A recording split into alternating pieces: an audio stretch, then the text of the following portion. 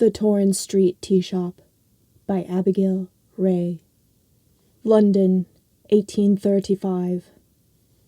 Maurice sat at the nicely clothed table with a stunning array of miniature sandwiches and treats, each one placed delicately upon the 3-tier tray. A waiter hurried, holding a steeping pot of fresh rose petals and dried raspberries, a fine herbal mix for Maurice to taste. Once the tea was steeped, poured, and cooled a touch, Maurice took the fine porcelain teacup to his lips. He smelled the fragrance, lush roses with fruity hints. He gave it a taste.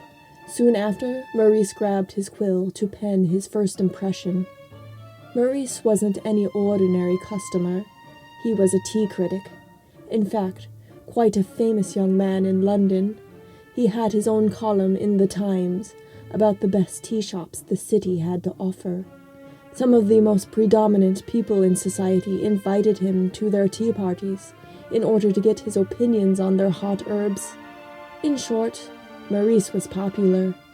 Yet, in all of London, there was a mysterious brand of tea. It was sold in every corner store and had the strongest, yet most delicate taste in herbs.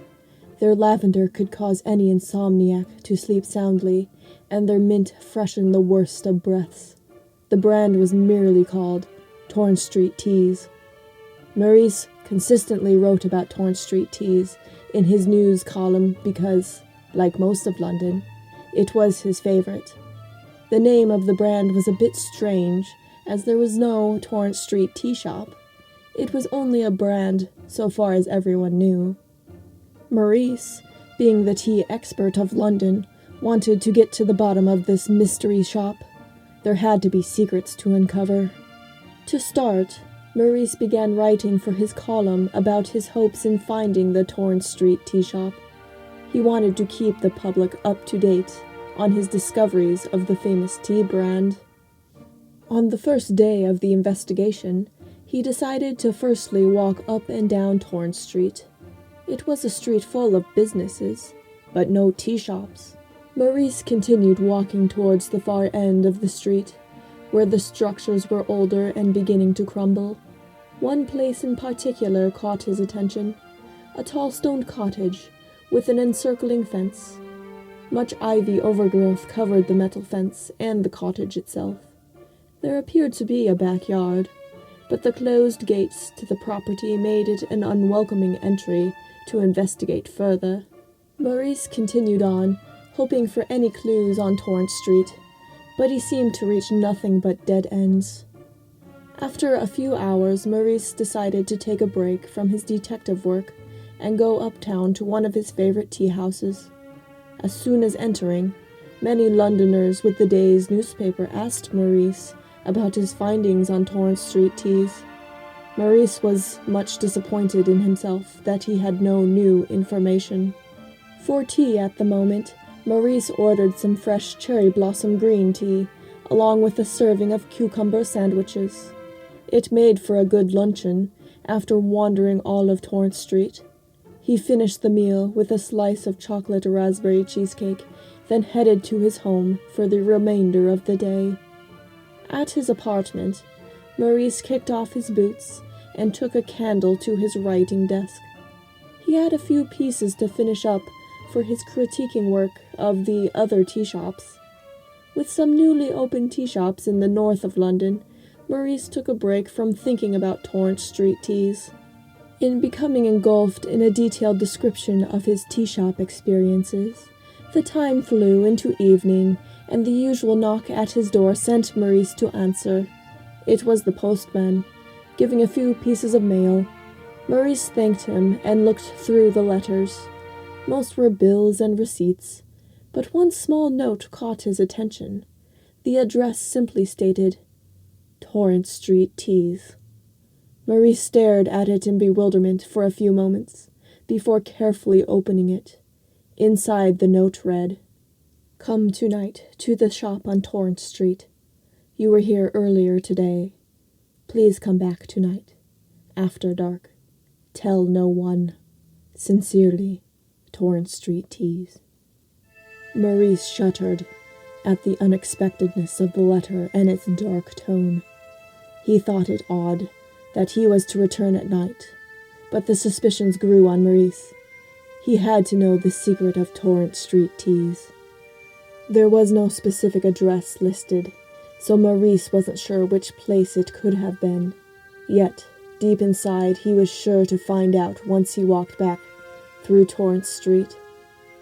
Maurice thought deep and hard upon the note for a long time. When he looked back at his clock, it was already striking 9 at night. Maurice hurried to put his boots on and head back to Torrens Street. The sun had set an hour or so ago, so there were still hints of summer light. Maurice didn't want to be out too late, so he wanted to find the Torrens Street tea shop in the early portion of the night. Upon arriving at the street after ordering a carriage to take him there, Torrens Street was a much different place than in the daylight. Only a few lamps guided him, the air quiet and still. Maurice paced up the street, seeing nothing but dark, closed shops and businesses. He kept passing the old structures, making him wonder about the mysterious cottage towards the end of the road. Sure enough, as Maurice neared it, a candle could be seen gleaming its soft light through an open window on the second floor of the weary structure. Next to the candle sat a fine decorative teapot. Maurice tussled at the intricate metal gate that was overgrown in ivy, but it was chained shut. He reverted to climbing the fence. It rendered a challenge as the ivy was tethered about the spokes, thus entangling Maurice's feet. The winding plants also contained a few thorns, making it an even more unpleasant climb. Maurice managed the task, though. Once he reached the inner fencing, he leapt onto the front grounds of the property. He then headed for the large wooden front door. There was a brass knocker, so Maurice utilized it 3 times. He waited. Nothing. He knocked a few times more, but there was not a stir in the home. Maurice thought about turning around to leave, but he knew that this had to be Torrens Street teas, and the owner was expecting him, so he followed a small dirt path leading to the back of the cottage. There, in the backyard, Maurice gave a gasp of surprise. The most beautiful herb garden was flourishing from the dark, rich soil, from flowering chamomile to full rose bushes. In the fragrance alone, Maurice knew that these herbs had to make the famous Torrens Street teas. At the cottage's back door, Maurice gently knocked at the old wood, only to have the door creak open in naturalness. He waited a few moments before carefully pushing it further. In silence, he entered into the darkness of the cold stone structure. Specks of moonlight lit the large room of the first floor. The state of the place was just as underkept as the first impressions of the front yard.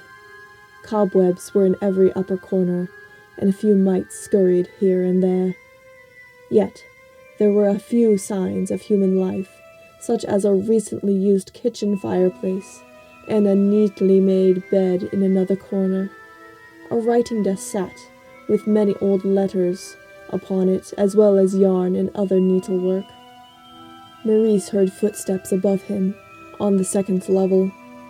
There was a skinny staircase to lead him there. He only took a few steps before a little mouse unexpectedly rushed past his feet. It startled Maurice at first, but once realizing it was nothing but a mouse, he saw how adorable it was as it scurried back into its hole in the side wall of the steps. At the top of the staircase, going into the second floor, Maurice saw the single glowing candle by the window with the decorative teapot beside. He called out in a cautious manner, "Hello." "Hello there," an elderly voice answered. Maurice jumped in a slight fright and turned to see an old woman walk into the light. holding a fresh tray of tea and treats. "I was expecting you. You are a young dear, a surprise for such famous newspaper articles." "You read my column?" Maurice questioned in awe. The elder gave a chuckle. "Why, of course. Everyone who drinks tea in London reads it. I don't get out much, so I have never seen you in person." "You must have sent the note." Maurice entered the room more, feeling a wave of comfort. The woman set the tea tray at the table and beckoned in her croaky timbre. "Come, dear boy, and have tea. It is a rose petal, fresh from my garden. The scones are chocolate blackberry." Maurice sat at the table willingly, as the presentation was irresistible. So this must be the mysterious Torrens Street tea shop. He lifted the teapot lid to whiff a most pleasant rose scent. The aged woman nodded. "Yes, but you'll very much know by the tea once it steeps." "I must ask, why do you keep your shop such a secret? You could do very well if you get the place cleaned up. I can help you get business." "Ah, yes, the tea critic in you. You are a fan of my tea. Well, the reason I keep this place rather secret is that my teas are so popular. I don't want my secret herbal recipes to get out. You must have seen the garden in back. I keep my herbs at their best. I'm more concerned about my gardening than serving tea. That is why I dry and bundle up my herbs, then send them to shops all over London. If I opened my cottage as a tea house, I wouldn't have as much time to tend to my precious herbs." "I understand. So may I ask what your secret is? I can keep it to myself." Maurice gave a tone of promise. The elderly woman returned with a giggle in her cracked voice.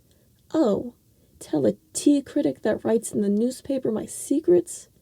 You are a funny youngster. Here, sip this tea, and I may say a bit, but not too much, of course." The woman poured Maurice a heaping cuppa. He put the cup to his lips and took a sip. The contents seeped into his mouth like champagne, as well as being at the perfect temperature. He gulped down the entire serving with fulfillment. The scones were a scrumptious endeavor, just as much as the tea. Maurice couldn't believe the perfect essence of chocolate and blackberries together in a warm toasted scone. The woman smiled, pouring him another cuppa, while speaking. "A major part of making excellent teas are excellent herbs. Herbs that can get the richest soil with the best of nutrients." "Yes." Maurice sipped the rest of his second cup. As he did so, he felt a bit funny. A strange sensation stirred in his legs, as if they were becoming weak. The old lady then gave an evil expression. "The best nutrients are from young, vigorous tea lovers, such as yourself." "What?" Maurice stood from his chair as the old woman rushed to him, her long, ghostly, thin hair trailing behind her.